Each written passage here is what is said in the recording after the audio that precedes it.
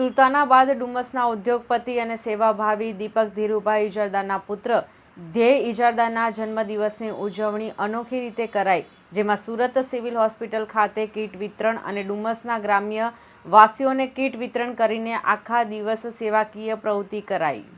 હંમેશા સેવાકીય પ્રવૃત્તિમાં આગળ રહેતા દીપક ધીરુભાઈ ઇજારદારના પુત્ર ધ્યેય ઇજારદારના 19મા જન્મદિવસ નિમિત્તે આખા દિવસ દરમિયાન સેવાના કામો કરાયા હતા, જેમાં સૌપ્રથમ સુરતના સિવિલ હોસ્પિટલ ખાતે 1200 જેટલા દર્દીઓના સગા સંબંધીઓને અનાજની કીટ અને જીવન જરૂરિયાતની વસ્તુઓનું વિતરણ કરાઈ હતી। તેની સાથે જ આખા દિવસ દરમિયાન સતત સેવાકીય પ્રવૃત્તિ ચાલી રહી હતી, જેમાં ડુમસ, સુલતાનાબાદ તેમજ ભીમપુરના ગ્રામવાસીઓને પણ કીટ વિતરણ કરાઈ હતી।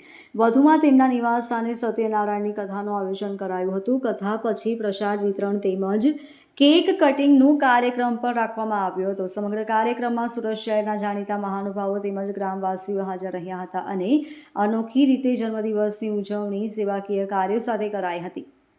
હું દીપક ઇજારદાર, સુલતાનાબાદ, ડુમસ, ભીમપુર, ગવિયર, મગદલાનો સૌથી પહેલો રિયલ એસ્ટેટ ડેવલપર।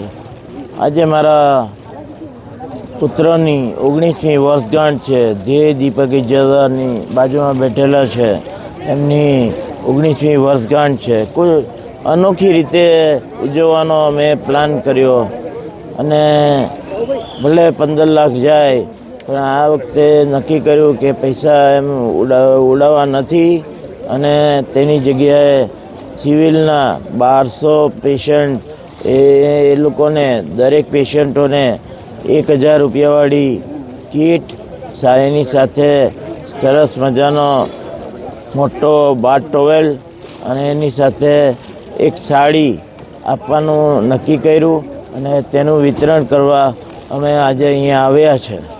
અને ઘણા આનંદની વાત છે કે મારા એકના એક પુત્રને બી આ રીતે ગરીબોને અનાજની કીટ અને બીજું દાન આપવામાં આનંદ થઈ રહ્યો છે। એ જ આજે વાર્તા છે, બીજું કંઈ છે નહીં। અને સાંજે એમની કેક કટિંગ છે 5 વાગે સત્યનારાયણ કથાની અંતે, અને એ 2:30 થી 5 ચાલશે। પ્રસાદ લઈને કેક કટિંગ કરશું અને આપ સૌ મારી સાથે ડિનર લેશો એવી અપેક્ષા છે। Bureau report, LK star news, Surat.